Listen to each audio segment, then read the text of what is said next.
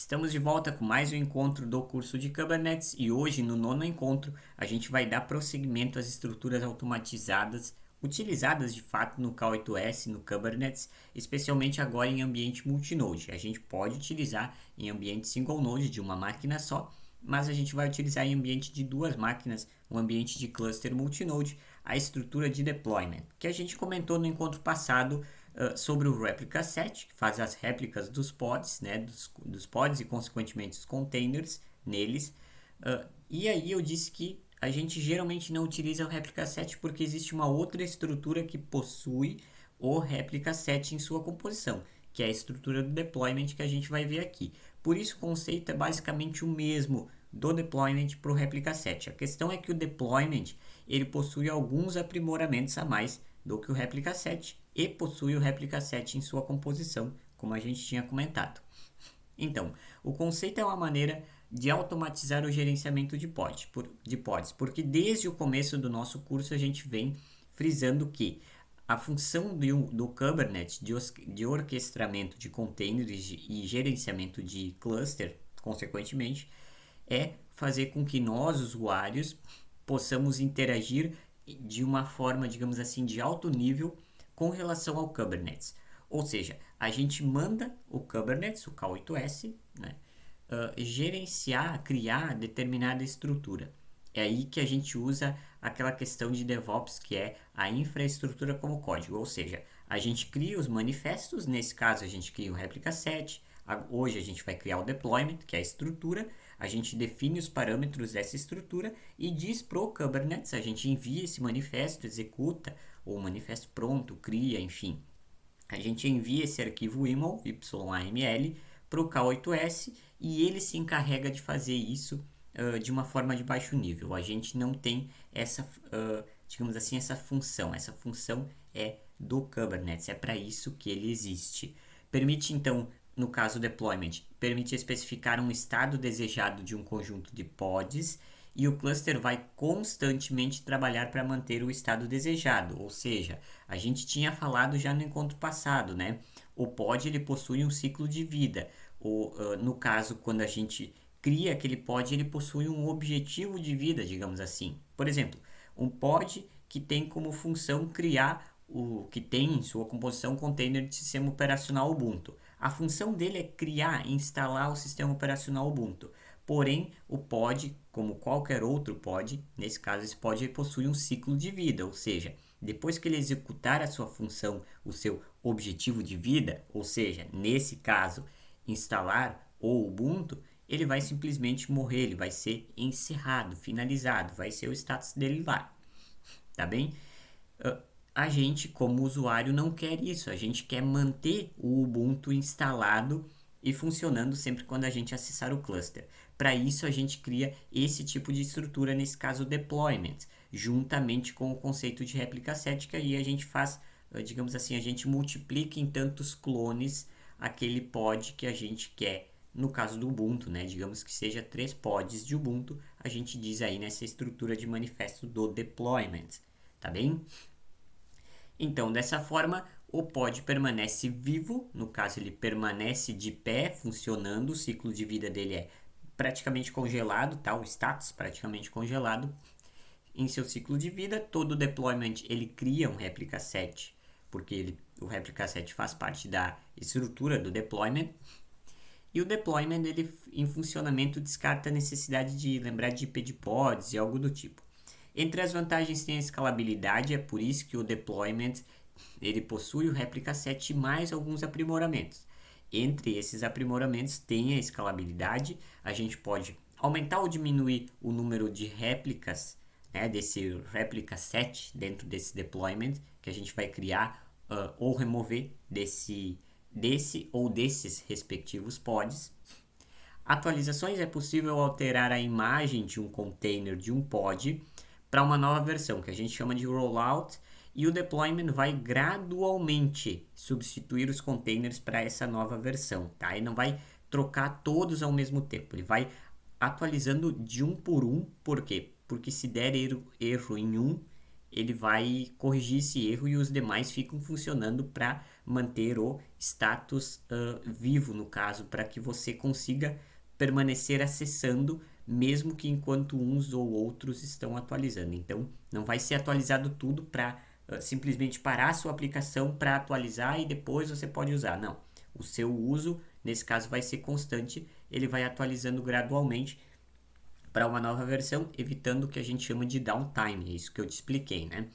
O self-healing também, se um dos pods for acidentalmente destruído, como a gente tinha comentado, o deployment ele vai automaticamente iniciar um novo pod para substituí-lo. Se a gente pediu 4 réplicas do pod de Ubuntu, tá? A gente aumentou uma, a gente escalou, eram 3, escalamos para 4. E uma dessas réplicas der algum problema e for destruída, digamos assim, der uma pane, um bug, alguma coisa do tipo, a gente não vai precisar interagir com esse problema, tá? É para isso que o Kubernetes também serve. Ele vai, através dessa estrutura de deployment, inclusive, ele vai manter o número de réplicas desses pods, nesse nosso caso 4, tá? E se um desses pods tiver algum problema, ele automaticamente vai subir outro pod com essas mesmas especificações que a gente deu lá para o K8s através desse arquivo de manifesto e vai manter essas estruturas nessas quantidades de réplicas como a gente solicitou para o Kubernetes. É para isso que o Kubernetes funciona. A estrutura de um deployment é em arquivo manifesto YAML, como a gente mostrou, como a gente viu, né, no nosso encontro passado do Replica 7. As questões que mudam, tá, o kind ele vai ser deployment, vocês têm os metadados, como o nome, as especificações, então, tem a quantidade de réplicas, que é o réplica 7, né? Nesse caso são 2, nesse exemplo, tá? Aqui é um modelo, tá? Ele não vai funcionar porque eu tô com uma versão do Nginx genérica, tá? Então é só para a gente ver como é que funciona o modelo, a estrutura do arquivo de manifesto de um deployment.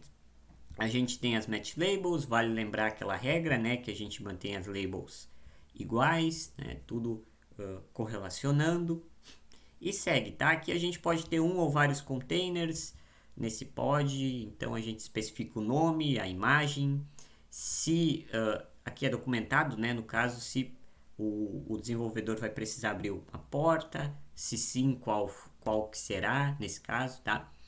E aí a gente vai para a prática, como a gente fez no encontro passado. Eu tô aqui no Katacoda, já fiz a configuração do cluster multinode, tá?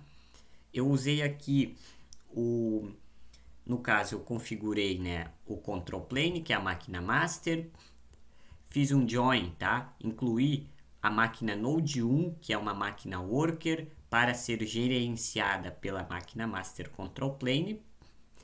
E na máquina Master Control Plane eu não fiz como a gente fez no encontro passado de pegar o Wave, que é o plugin de rede, tá? Porque a gente precisa conectar os pods nessa rede e tudo mais, até para a gente ter o nosso cluster, né? E no encontro passado eu peguei lá do nosso site, no caso do Ubisoft, né, que eu vou te dar o link daqui a pouco, que a gente baixou realmente da internet, tá? Aqui nesse caso não, porque é um ambiente educacional. No encontro de hoje eu solicito que você simplesmente baixe daqui mesmo do Katacoda, tá? Só para não dar nenhum problema de compatibilidade. Quanto ao resto, segue o mesmo padrão do que a gente fez no encontro passado, é sempre o mesmo esquema. No Katacoda e em cenário real você usa o dos nossos slides lá, inclusive todas as instruções dos nossos slides lá para instalação de ambiente multinode do Kubernetes, usando o KubeADM em Minikube, né? Certo? Então, a gente vai criar um deployment sem manifesto. A gente criou no encontro passado um Replica 7 baseado num manifesto. A gente pode criar o deployment dessa mesma forma. A gente só especifica lá no kind o deployment, né, que vai mudar. E o create, a gente fez um Replica 7, né, nesse caso aqui é um deployment. E aí, como a gente pode criar um Replica 7, a gente vai criar também um deployment, nesse caso aqui sem manifesto. A gente já vai pegar alguma coisa pronta. Vou colar esse comando aqui. Vale lembrar que pelo menos para o Katacoda a gente não pode colocar letra maiúscula. Então eu vou mudar aqui. Vou colocar meu deploy. Inclusive, né, a questão da palavra deploy, né, que seria o deixar pronto, finalizar, alguma coisa com finalizado, algo do tipo, né? Tem vários N significados, mas o deployment já quer dizer isso, a gente vai aprontar alguma estrutura, tá? A gente vai, no caso, aprontar de deixar pronta uma estrutura, solicitar que uma estrutura seja pronta no nosso Kubernetes, no nosso orquestrador, tá?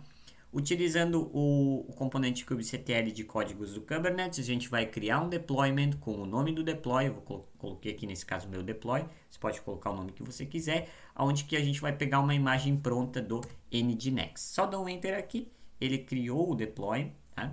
Vale lembrar que se você executar via arquivo de manifesto, cuide lá com relação à indentação e a sintaxe do YML, tá? Que às vezes pode dar algum erro de conversão do YML para JSON ou algo do tipo, tá bem?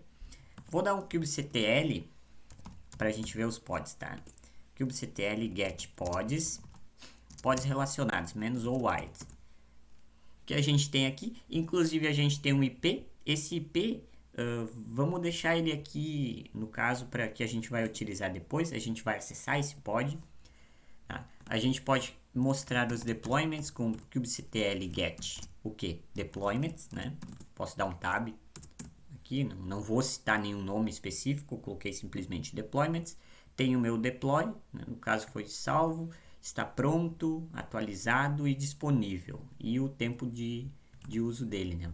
A idade dele, no caso. Quero ver informações do deployment, kubectl describe, tá? Deployment seguido do nome do deployment, né? A estrutura que a gente quer, deployment, seguido do nome do deployment, que é meu deploy. Eu dei um tab ali, ele autocompletou.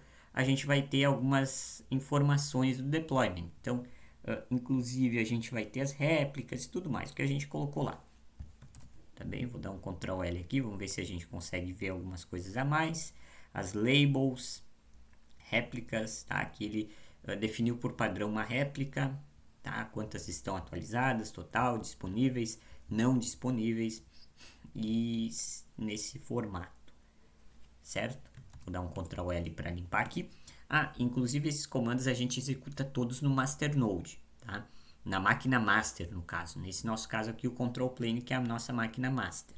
A máquina worker tem como função no cluster executar o baixo nível desses comandos que a gente está executando. Tá? Esses comandos como replica set, deployment, service, que a gente vai ver no nosso próximo encontro, são criados por nós usuários em contato com o masternode. Então, para a gente acessar esse nosso pod criado nesse deploy, que é de Nginx, o servidor Nginx, a gente pode vir aqui no nosso worker node, no node 01, e a gente pode acessar ele via wget ou via curl. O que acontece? O Nginx ele está no nosso pod, ou seja, a gente tem o Nginx em um container, e quando a gente acessa o IP desse pod via curl, mesmo sendo em modo de linha de texto, em modo CLI, no caso Command Line Interface, sem interface gráfica, a gente vai acessar automaticamente esse servidor de Nginx e ele vai retornar aquela página de que o Nginx está funcionando corretamente. Nesse caso aqui, quando a gente dá um enter no nosso worker node informando curl ou wget, eu informei o curl porque já tem instalado aqui no Katacoda. Seguido do IP do pod, ele vai mostrar a página em HTML do resultado dizendo que aqui a gente tem algumas coisas, ó.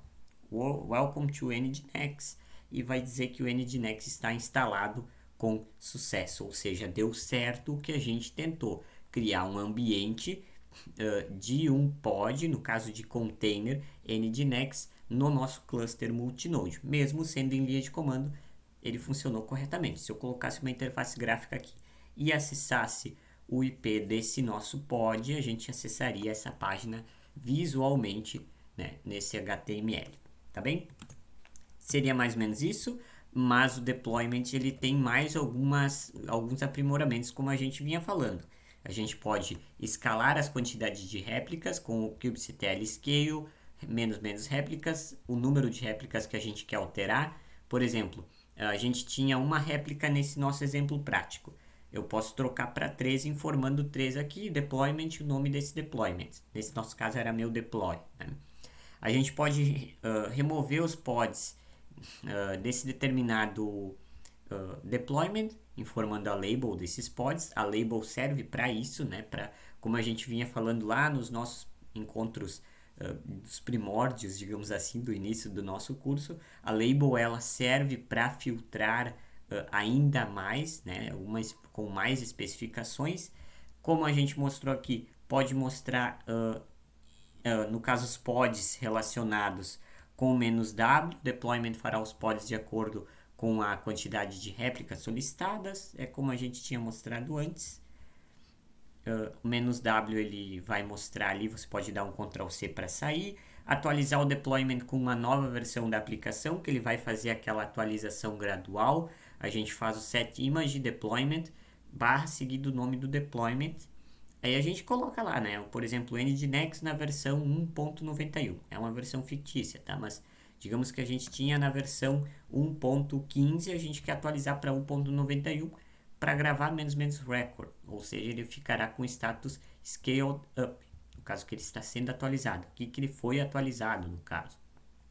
E para ver o status dessa atualização, porque às vezes essa atualização ela pode demorar, dependendo do tamanho do cluster, da infraestrutura, rede, enfim, são N fatores.